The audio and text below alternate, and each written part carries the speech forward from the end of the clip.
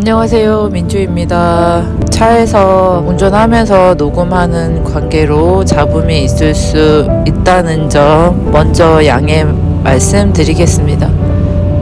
날씨가 갑자기 너무 많이 추워졌어요. 저한테는 아직 이렇게 추울 땐가 싶은데 벌써 이렇게 너무너무 추워지고 막 눈이 오고 이래가지고 겨울이구나 이런 생각을 하면서 마음이 굉장히 추워지는 요즘인 것 같습니다. 지난번에 영상을 올렸을 때보다는 지금은 조금 나아진 상태긴 합니다. 여전히 병원에 못 가긴 했지만 여러 가지 면에서 또 변화가 있었고 저도 나름대로 저 자신에 대해서 많이 깨달을 수 있는 시간이기도 했고 해서 좀 여러 가지 많은 생각들을 하고 있습니다. 항상 제가 영상을 올릴 때마다 항상 생각을 많이 하고 있다 이런 말씀을 드리는데 그 생각들이 다 정리가 돼서 제가 어떤 정답에 다다랐을 때 그거를 같이 나누고 그 얘기들을 나누고 할 수 있으면 좋을 텐데 저 또한 여전히 불완전한 미생이어서 참 많은 것들을 생각하고 계속해서 제 안에서 되새김질을 해내고 다시 소화를 시키고 또 저의 언어로 소화시켜서 다시 얘기하는 데까지 많은 시간들이 필요한 것 같습니다. 요즘에는 제가 아이하고 갈등이 많이 있었고 아이하고 얘기를 한다라고 하기보다는 정말 미친 듯이 싸우는 그런 시간들을 많이 겪었는데 그 싸운다는 게 일방적으로 당하는 것 같기도 하고 굉장히 갈등이 고조돼가지고 막 너무 힘들기도 하고 그랬었지만 그 얘기를 쭉 들으면서 결론적으로는 내가 원하지 않는 엄마의 모습, 내가 원하지 않는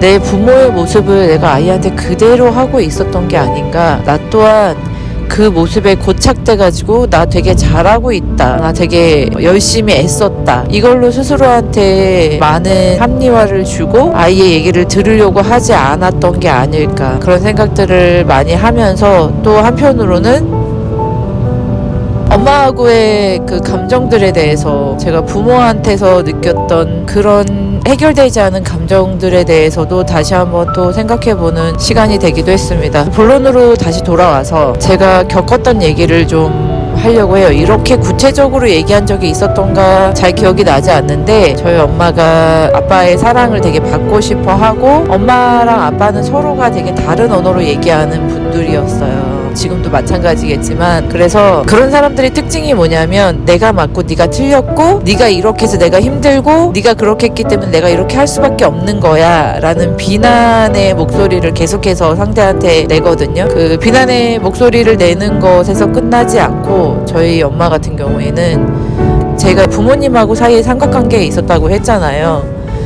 네, 그 삼각관계 안에서 엄마가 계속 저를 자기 편으로 만들려고 또 아빠한테 받지 못한 부모한테 받지 못한 양육을 저한테 받고 싶어서 되게 많이 요구하는 게 많이 있었죠. 그런데 항상 어떤 식이었냐면 딸이 아빠한테 어떻게 해서 아빠가 그 행동을 바꾸고 엄마한테 이렇게 해주기를 그런 걸 바래서 항상 저한테 아빠한테 어떻게 하라고 해라, 아빠한테 뭐 하지 말라고 해라 이런 거를 저한테 막 시키는 사람이었어요, 엄마가. 근데 그것도 뭐 다 한 거는 아니지만 일정 부분 하고 일정 부분 안 하고 했으니까. 그런데 엄마가 저한테 어떤 걸 많이 시켰었냐면 그건 엄마 아빠 마찬가지긴 하겠지만 엄마는 저한테 40대 초반 한 43살 이럴 때까지도 계속해서 니네 아빠 죽으라고 빌어라, 아빠가 엄마 괴롭혀서 엄마 못 살겠다, 차라리 죽었으면 좋겠다 막 이런 거를 40대 한 초반 43살 이럴 때까지도 했었어요. 그런 얘기를. 그리고 그 이후에도 엄마가 나한테 뭘 시켰냐면 아빠가 바람피니까 아빠가 바람피는 증거를 찾기 위해서 왜냐면은 그 증거가 있어요. 엄마가 이혼할 때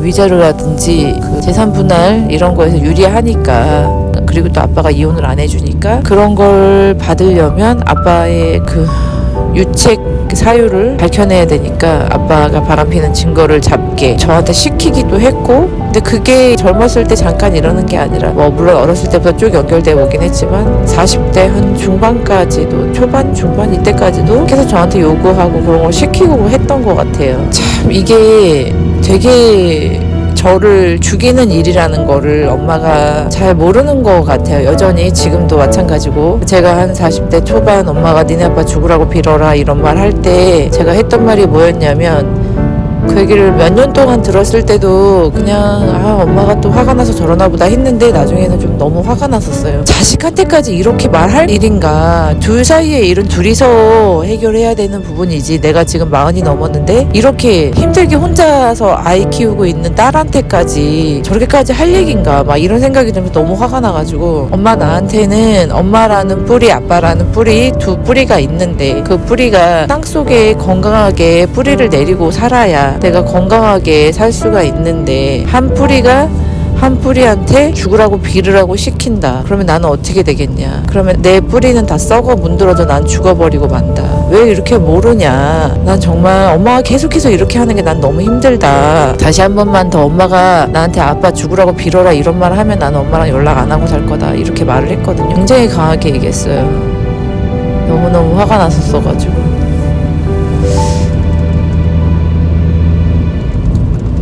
왜 부모가 자녀한테 그렇게까지 그 감정의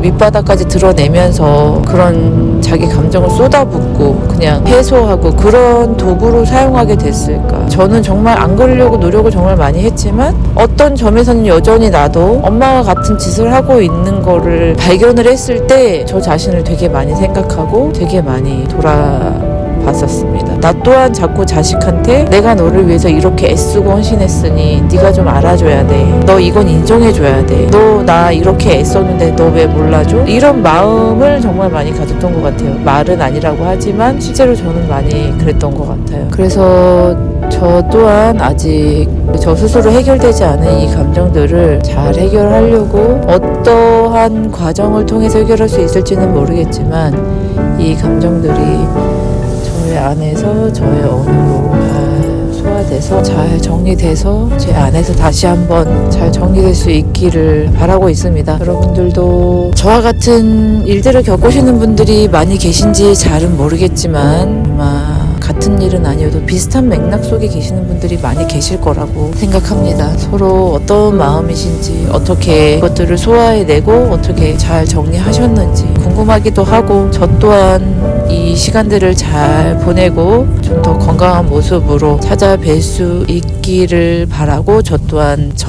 제가 가진 저만의 정답을 가지고 다시 돌아오겠습니다. 그때까지 모두 건강하시고 추운 날 몸 건강, 마음 건강 잘 관리하시고 다시 뵐 수 있기를 바라겠습니다. 긴 영상 끝까지 시청해 주셔서 감사하고 또 만나겠습니다. 안녕히 계세요.